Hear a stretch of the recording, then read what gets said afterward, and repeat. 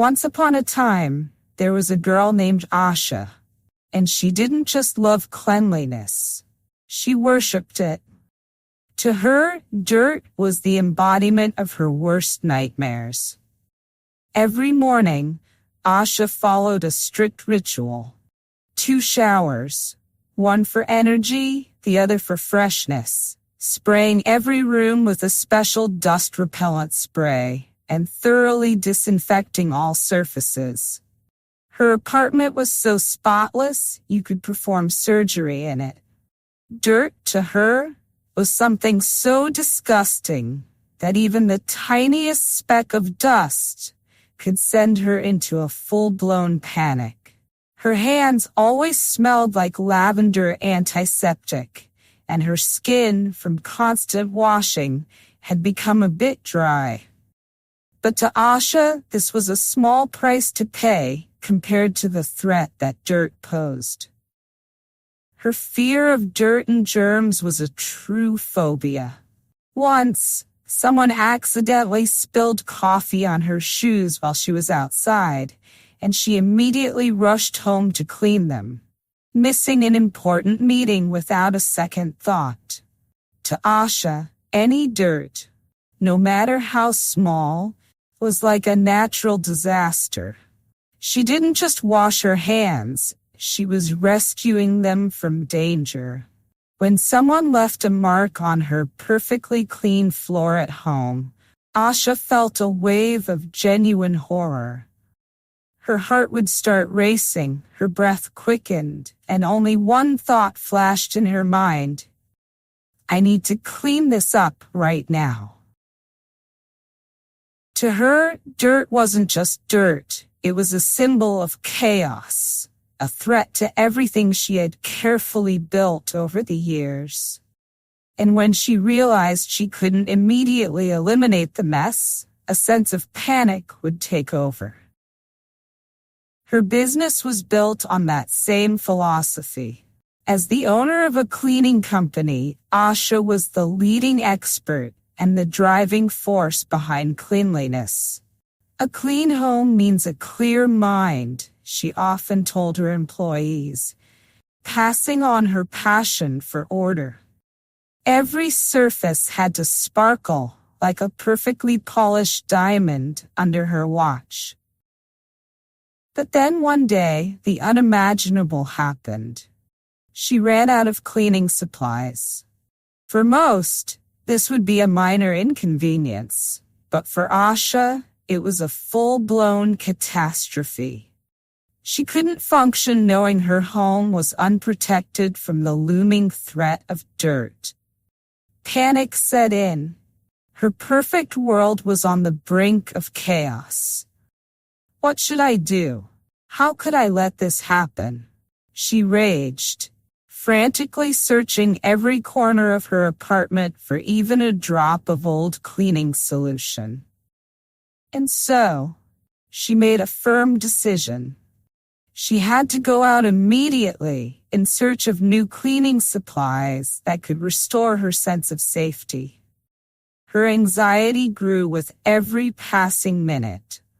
The longer her home remained unprotected, the more dirt could be creeping in, threatening her sanctuary.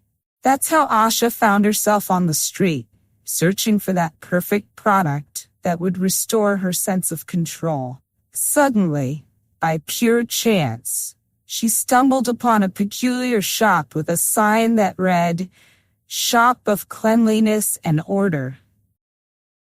This is exactly what I need, Asha thought, stepping inside with determination. The store was a real treasure trove.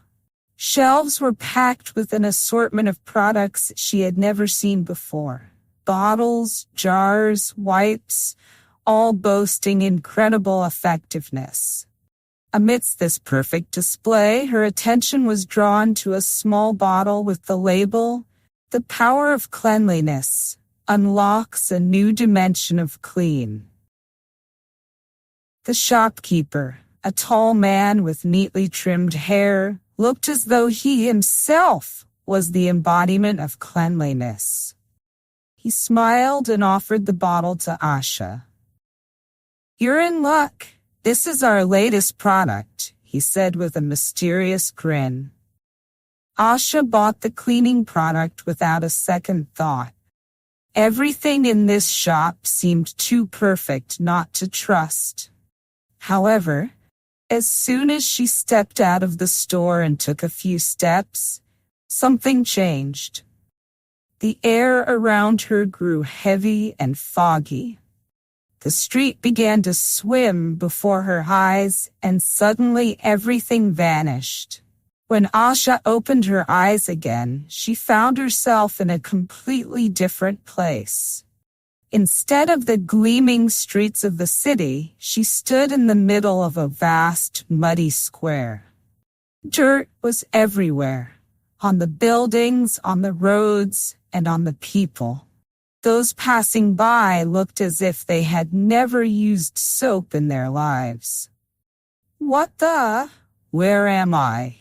Asha shouted in panic, shaking her bottle as if it could serve as her magic wand. "Welcome to the kingdom of dirt," she heard a voice behind her and turned around. The same seller stood before her, but now his hair was messy, his clothes stained, and he looked like he hadn't bathed in ages. "Kingdom of what?" Asha stared around in horror, trying to suppress a panic attack. "This is a place where dirt reigns and cleanliness. Well, let's just say it's not highly regarded here," the seller chuckled, whistling merrily as he walked away from the square. Asha shuddered and, trying to compose herself, frantically looked around. Dust, puddles, sticky mud. Everything felt like it had come straight out of her worst nightmare. People walked barefoot on the dusty streets, wiping their hands on their pants and eating with their bare hands, dipping them into suspicious bowls. Asha frantically grabbed her bag, searching for anything that could help her survive this nightmare. But the disinfectant gel was running low, and there were enough wipes for only one finger. "Okay, stay calm," she whispered to herself. "This is a dream, definitely a dream, or a hallucination, but it can't be real." But alas, reality proved cruel. There was a strange sound in the street, as if someone was dragging a bag of dirt behind him. And indeed, a strange old man was heading towards her. All of his clothes looked like piled up mud, and he looked like he was using sand as a shampoo. "Greetings, cleaner." The old man wheezed as he looked at her with his dirty eyes. "Welcome to the kingdom of dirties. We have fun here." "Well, if you're not afraid to get dirty." "Get dirty?" Asha recoiled. "Are you kidding me? I want to go home to my world where there's no that." She made a wide gesture with her hand, pointing at the whole bacchanalia of filth. "Oh, you'll go home. But there is one condition," the old man smiled enigmatically. "To get out of here, you must not wash for 365 days. Asha froze as if she'd been hit on the head. Her eyes widened in horror and she almost fainted. "What? A year without a shower? No soap? No sanitizer?" "Oh yeah, baby," the old man said, clearly enjoying her shock. "It's the law of the dirty kingdom. You want to go back? You'll have to live like us." Asha looked at him, at the people around her who were happily wallowing in the dust and laughing. Her heart was pounding like she'd just run a marathon. But there was no choice. "So, clean girl? Ready for a new experience?" The old man laughed and held out his hand to her, covered in dirty stains. Asha gritted her teeth and slowly reached out her hand in return, realizing she was in for a year of nightmares. The old man grinned and added, "It's even more than tradition here. It's our art. The dirtier the better." He proudly showed her his beard, in which bits of dirt of various shades and textures were nestled. It was his personal achievement, like a collection of rare objects. Asha looked around the neighborhood. Everything was covered in mud. People walked barefoot, trampling the dust and happily leaving muddy footprints on the ground. The scent of, well, not lavender. Someone spit out seeds right under their feet. Children rolled around on the ground, kicking up clouds of dust, and adults carelessly wiped their hands on, well, anything but napkins. Asha tried to keep her composure, took a deep breath, and thought, okay, it's just a nightmare. I have to get through it. A year is a long time, but I'll get through it. After all, I am Asha. But her conviction was quickly shaken. On the first day, Asha tried to be sneaky. She assured herself, "Well, not washing doesn't mean not wiping," she whispered, hiding leaves in her pockets that she intended to use as impromptu wet wipes, as if this was a secret mission.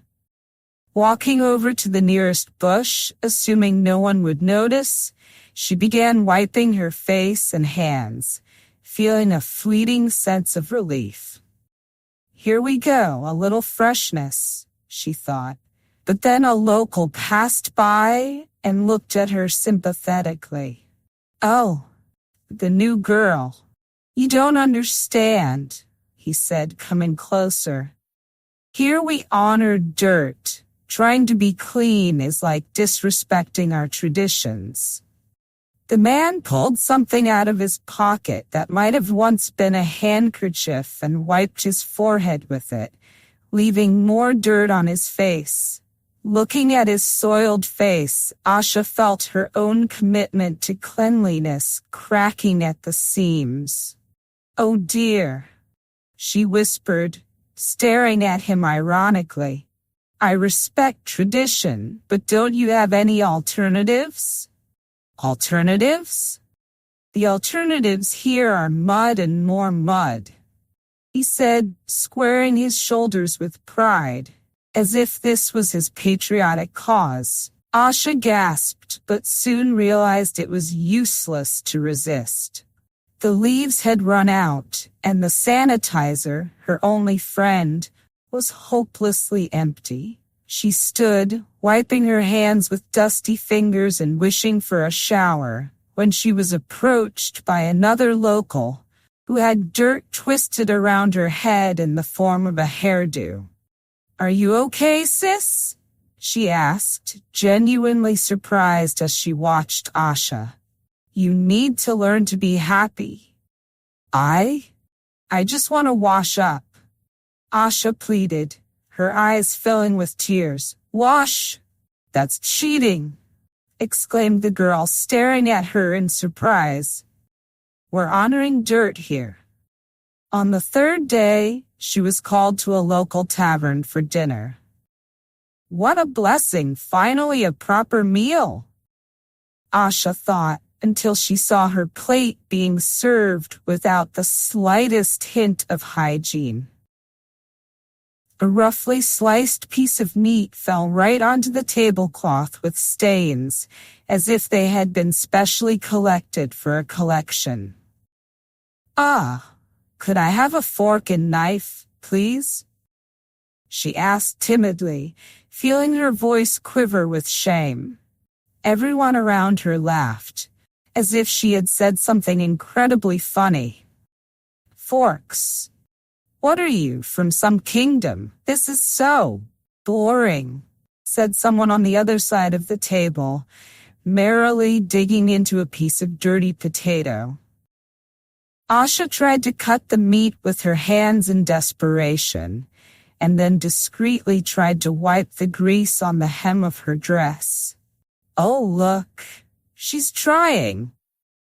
Some of them giggled, sat down at the table, and began to imitate her movements. Give her a chance, another encouraged, tripping over her own dirt. She's just naive. It's hard to say what happened, but at some point she decided she couldn't go on like this. She struggled to cut into the meat and finally tasted it. It was horrible, but at the same time there was something funny about it.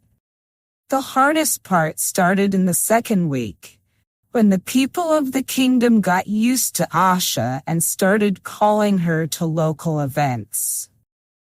First, there was the mud riding festival. The whole village would happily climb to the top of a hill covered in a thick layer of sticky mud and roll down it with joyful shouts. Asha tried to step aside, but one of the villagers, dressed in dirty clothes and with a cheeky glint in his eyes, decided to help her enjoy the moment. Come on. You don't have to be afraid of this, he shouted, grabbing her hand and dragging her up the slope. Before she knew it, she was on top, and a second later she was rolling down, covered in layers of mud from head to toe. She screamed loudly in fear, but when she landed in a soft puddle, instead of crying, she couldn't contain her laughter. Wow! She exclaimed, amazed when the mud stuck in her hair, and she felt warmth spreading through her body. It was so unexpected that tears of joy began to pour from her eyes. Yeah, it wasn't a lavender bath, but damn, this was fun. She shouted, scrambling out of her seat and getting to her feet. Mixed feelings came over her, and in that moment, Asha realized she could no longer ignore her new reality. Her laughter became louder than ever. All the locals swarmed towards her with surprise and delight, for she had accepted the challenge and celebrated mud like no one else. Finally, the feast that all the newcomers dreaded, the dirty dance, came. The residents shouted and poured mud on each other, waved their arms, and wallowed in puddles. Asha was caught in the middle of the action itself. At that moment, the king himself came at her with a bucket of mud, shining with laughter, as if it was everything he had dreamed of. "Hello, new girl," he shouted with a cheerful smile. "How do you like the mud?"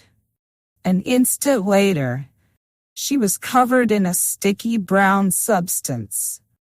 Instead of panicking and hysterical, she suddenly laughed even louder. "I can't believe this is happening," Asha exclaimed, throwing her head back, feeling her fears slipping away like drops of water in a puddle. Her arms, legs, clothes, everything was covered in mud, but she was having fun. She realized that it didn't seem so scary anymore. On the contrary, there was something liberating about not having to take care of every speck. Asha looked at her new friends with a smile, and a sense of belonging sparked in her heart. She accepted the dirt, and in that moment, she couldn't help but feel her fears and anxieties slowly fading away. She realized that even if her return home would still be long, she was no longer that neat ambassador of cleanliness. The year amongst the filth continued, but she no longer counted the days, dreaming of showers. Instead, she looked forward to a future filled with adventure and new discoveries.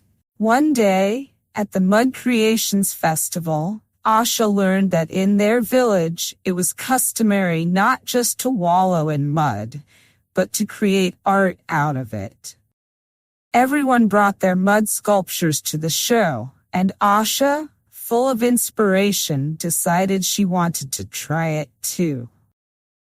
"We're not just muddy, we're artists," she exclaimed, picking up a handful of mud and molding it into what she thought looked like a giant bug. When she saw her friends laughing, she felt like a true master. "Oh, it's a masterpiece," shouted one of the locals, hugging her. "I'm sure you will become a great mud artist."